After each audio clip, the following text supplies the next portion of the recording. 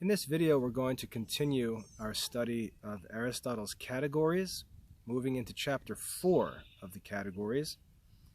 We might consider chapters 1 through 3 to be sort of an introduction.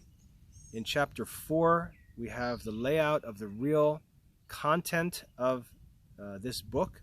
And then in chapters 5 through the end of the categories, we're simply going to study these individual categories learned in chapter 4 in detail one by one.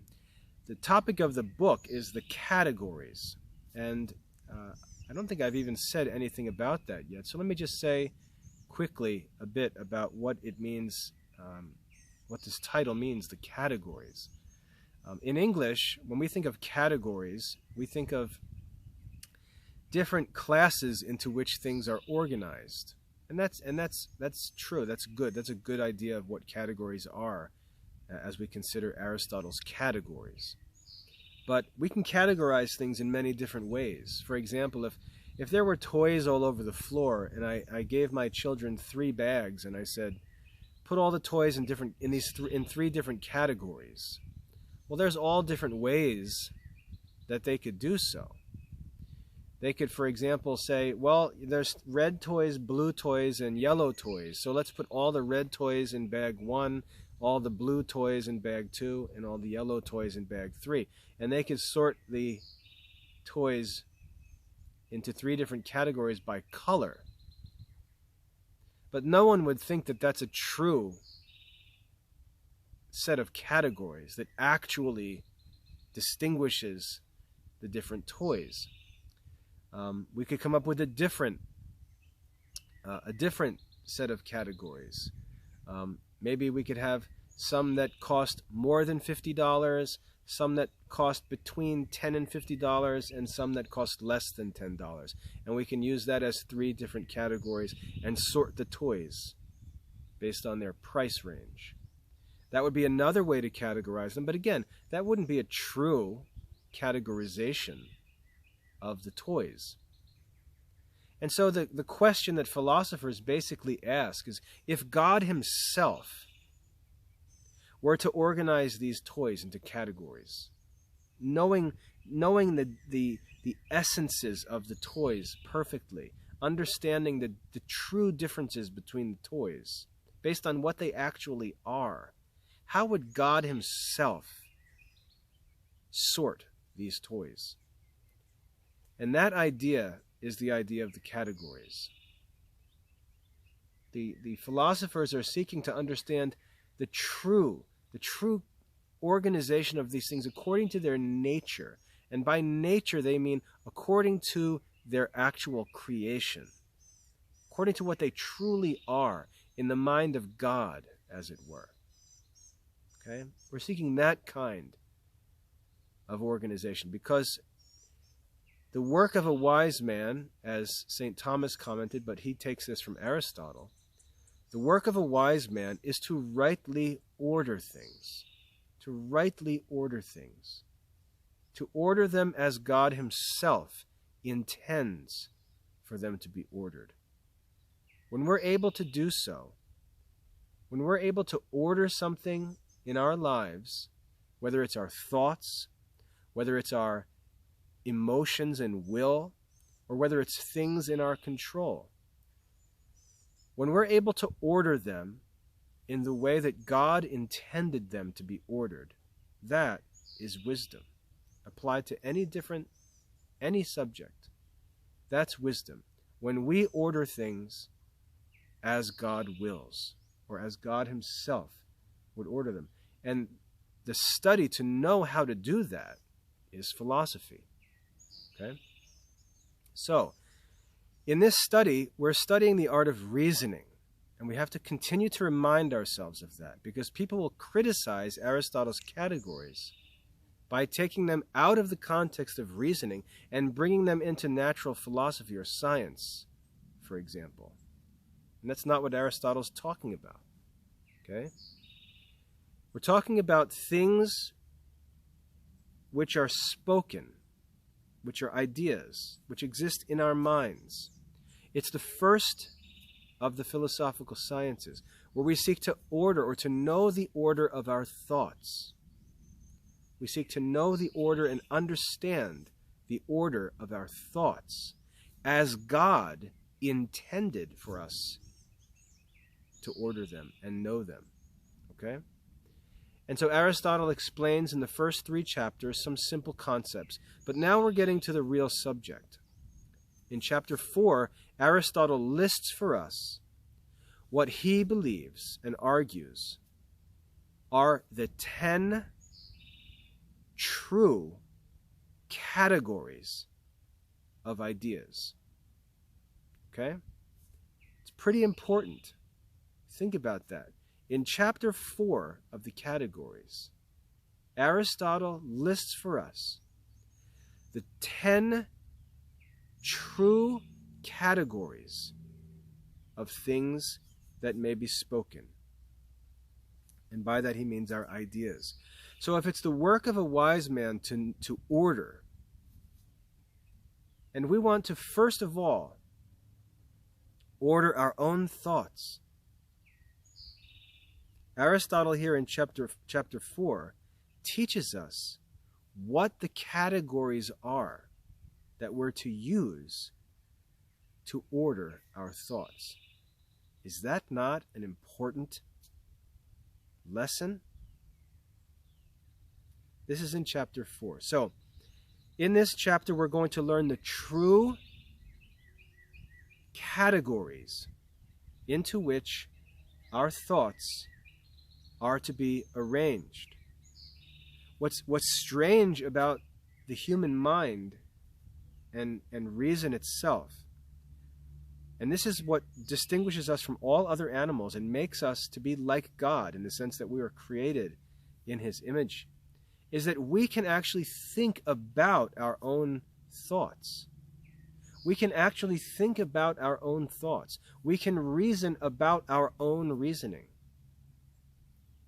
And that's what's most amazing about the faculty of reasoning, is that it's the only faculty which examines itself. Okay? It's the chief and greatest of all investigations, and it's the beginning of all philosophy, because it's the instrument that we use in philosophy. A good illustration would be the body. Let's say that we wanted to, I'm going to be putting gardens in this spring. I plowed yesterday, and now I've got the next step to do later today, and then we'll be preparing for planting and then cultivating the plants all summer, working towards a harvest. Now, what's the instrument of this work of gardening? There are a few instruments, but the main instrument is my own body, my physical body. I have physical work to do in order to produce fruits and vegetables in the garden this summer. And so imagine if 2 men go into this work. 2 men go into this work of gardening. One of these men has his body in excellent physical condition because he studies his body, he trains his body, he studies what he eats, exercise, sleep, every different influence on his body he studies to understand. All of the processes of his body he studies to understand, and he organizes his schedule and his exercise and his sleep and his eating, all to produce the most perfectly fit body, not for looking at himself in a mirror or taking a picture, but for the actual work of gardening. And the other man does none of those things and goes into the garden just thinking about the fact that he wants some food, some fruits and vegetables. Which of those is going to succeed? The man who first takes care to develop the instrument, the first instrument, which is his own physical body. That's the man who's going to succeed. The unfit man may find that the work needed to produce the fruits is simply beyond the ability of his body when it's time to do that work. So when it's time to dig, for example, his back may give out and he'd be injured for 2 weeks. And if he's down and out, it's over. Garden season, he lost his garden. He missed the planting dates and he's done. And so you see, the development of the instrument is the first step.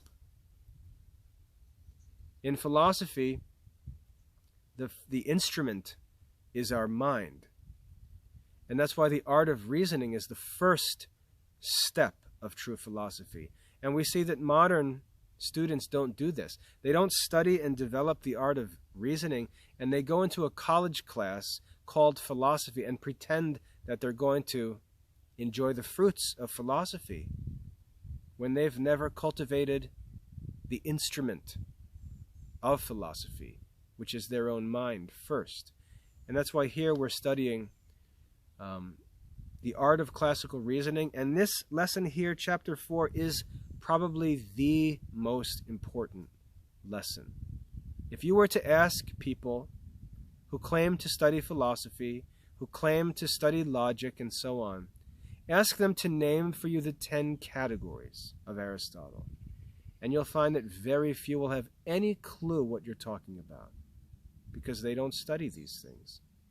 And they pretend to have an interest in philosophy when they haven't taken time to cultivate the instrument of philosophy, which is their own mind. The wise man seeks to know order, first of all, the order of his own thoughts and mind through the art of reasoning, the first of the philosophical sciences.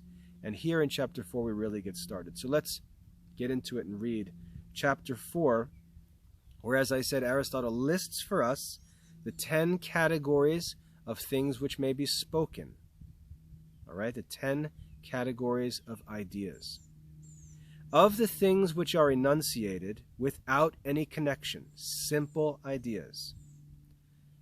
Of things which are enunciated without any connection, each of them either signifies, and here is his list, each of those things either signifies, number 1, essence. And essence is the same thing as substance. So you may hear me go back and forth. I prefer the word substance, but what our text here calls essence is the same thing. Essence and substance. All right? Essence, first category.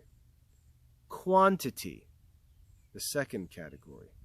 Quality, the third. Relative, the fourth. Place where, the fifth. Time when, number 6. To be situated or placed someplace, number 7. To have, number 8. To act, number 9. And lastly, to suffer, number 10. Those are the 10 categories. Any thing that may be spoken, and again, in the sense of simple things, disconnected, simple ideas, not sentences or phrases, words, or terms that identify one simple thing. All of them signify one of 10 categories. These 10 categories, if you want to order your mind according to wisdom, these are the 10 categories.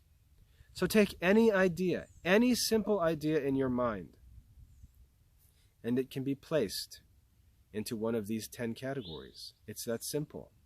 Okay? Understanding how to order our mind is very simple.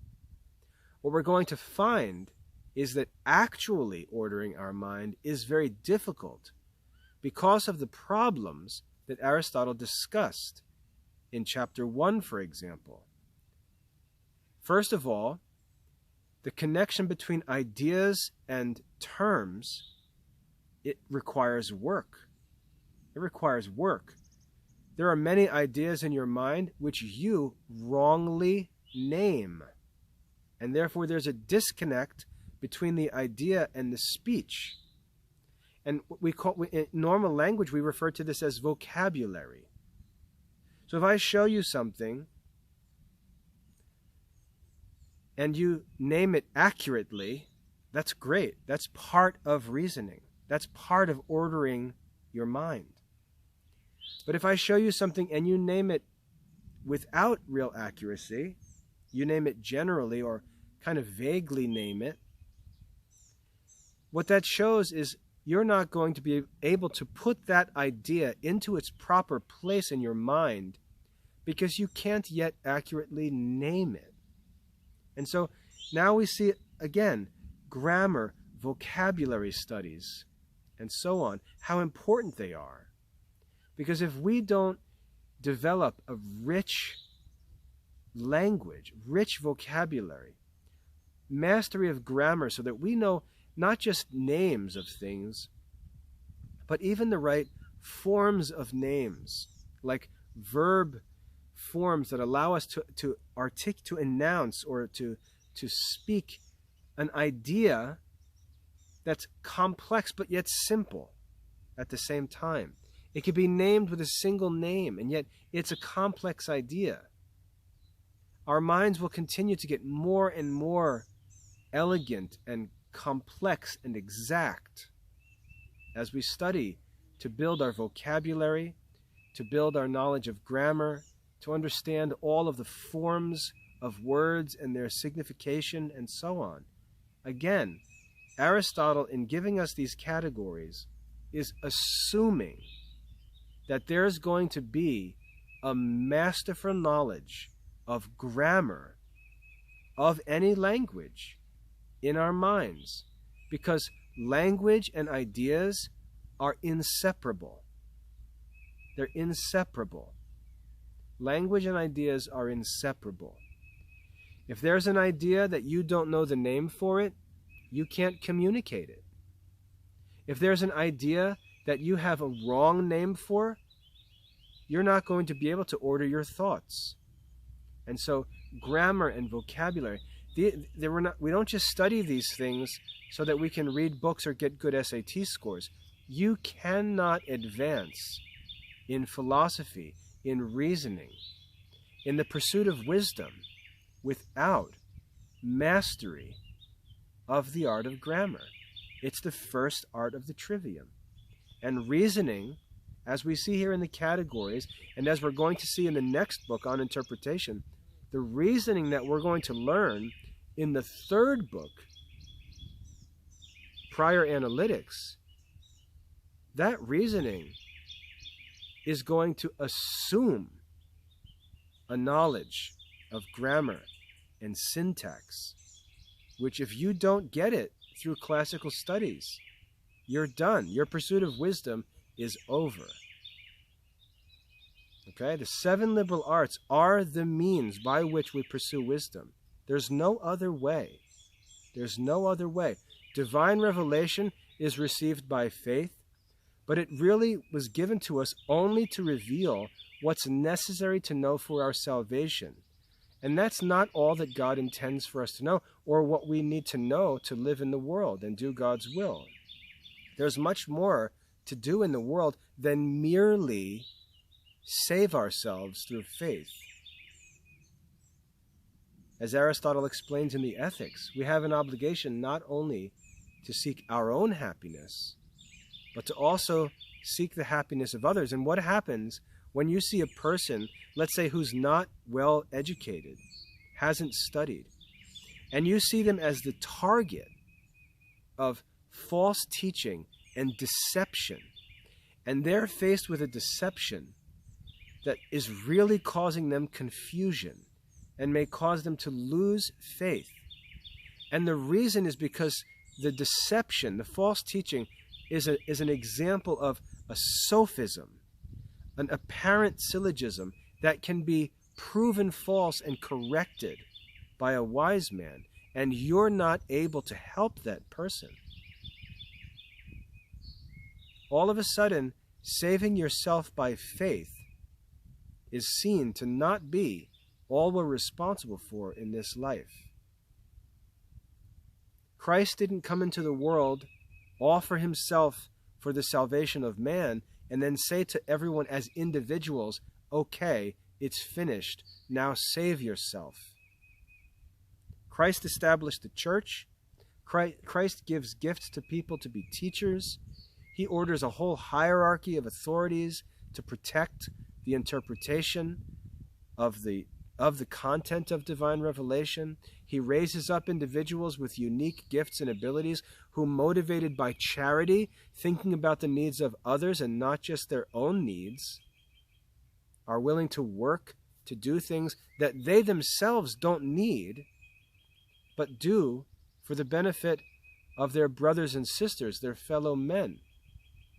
There's much more that we need to know as Christians than merely that which is sufficient for us to save ourselves. That's a pretty selfish way of life.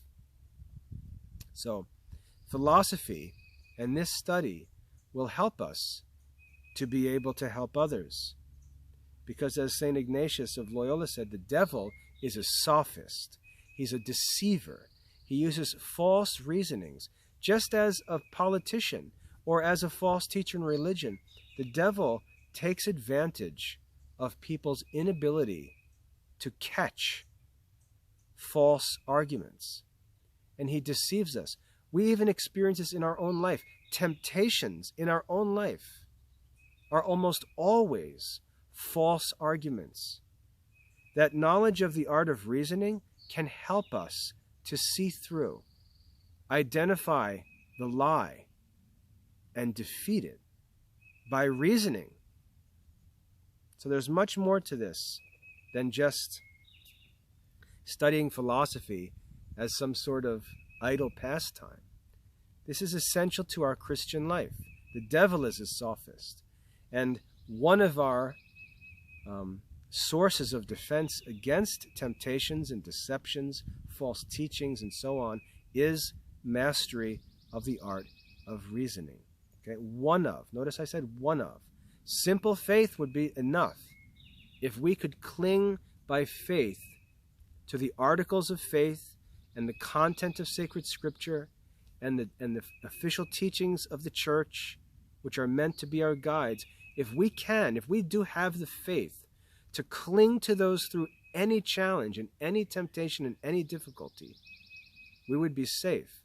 But often, our faith isn't sufficient, and reason can help us to resist great temptations. Okay, so the 10 categories of ideas are listed here in chapter 4. I'll go through them again.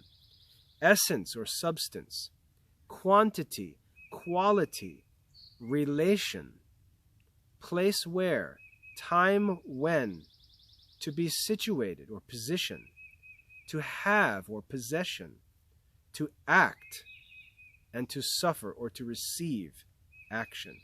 Okay? Those are the 10 categories. Now, when we look at grammar, we see there are usually eight parts of speech. The parts of speech relate directly to the categories. You can easily see that if you think through them. And knowing these 10 categories will help you to understand the parts of speech. And again, that's the cyclical nature of the pursuit of wisdom. So the 10 categories are listed there, which should be memorized. And then in the chapter, Aristotle provides a brief explanation of each. Brief, because he's going to go into this in detail in the future chapters. Let's go through them quickly. Essence is such as a man and a horse.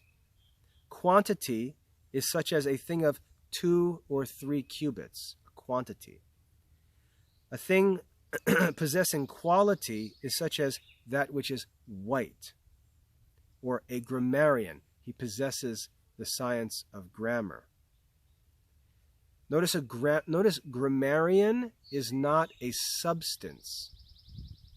Remember, he referred to grammarian when he talked of paronyms back in chapter 1. A grammarian is a man, but grammarian is not a substance, because grammarian is one who possesses a quality. All right?